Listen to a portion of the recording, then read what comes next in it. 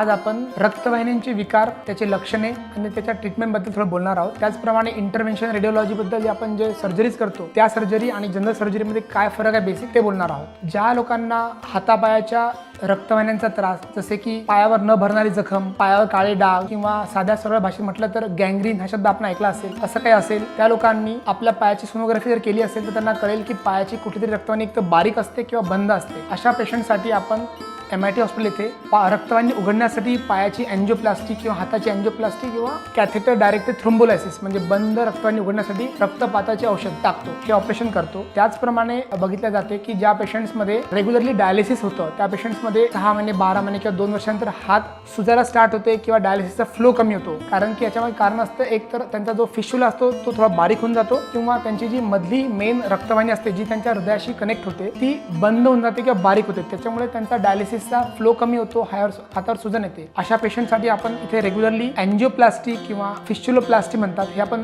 Regularly करत आहोत, ज्याने भरपूर पेशंटला बेनिफिट होत आहे। ह्यामुळे फायदा हा होतो की फिस्टुला नवीन बनवायचं काम पडत नाही, जो आहे तोच फिस्टुला आपण परत त्याला चालू करतोय किंवा त्याचं वर्किंगचं एफिशियन्सी आपण वाढवतोय। तर इंटरव्हेन्शन रेडिओलॉजीमध्ये आपल्याला पेशंटला कुठलाच टाका लागत नाही। पहिली गोष्ट, पेशंटला पूर्णपणे बेहोश पण करावं लागत नाही। मग पूर्णपणे बेहोश करावं लागत नाही याचा अर्थ हा आहे का की पेशंटला त्रास होतो? नाही। आपण जिथून सुई टाकतो त्या सुईच्या तिथे आपण लोकल अनेस्थेशिया म्हणजे तिथे फक्त आपण लोकल भूल देतो आणि हातात सुई लागते तेवढ्याच सुईच्या माध्यमातून आपण आत जाऊन रक्तवाहिनी किंवा फिस्टुला जे काय बंद झालेलं असेल हे पूर्णपणे उघडतो आणि त्याचं वर्किंग चालू करतो आणि पेशंट नेक्स्ट डे डिस्चार्ज तर होतोच, पण तो त्याचा routine day to day life regularly चालू करू शकतो, तो चालू फिरू शकतो। त्यामुळे जाहीर रुग्णांना किंवा आपले मित्र नातेवाईक ज्यांना पायाचा रक्तवाहिनीचा त्रास किंवा पाय सतत दुखत असतील, पायावर काळा डाग असेल किंवा पायावर गँग्रीन असेल किंवा फिस्टुलामधनं बरोबर फ्लो येत नसेल आणि डॉक्टरने सांगितलं असेल नवीन फिस्टुला बनवावं लागेल, अशा रुग्णांनी त्वरित यावं आणि एकदा येऊन ओपिनियन घ्यावं। जर तुम्हाला रक्तवाहिनी निगडीत काही त्रास असेल तर तो डायग्नोज करून त्याला योग्य तो उपचार देण्यात येईल।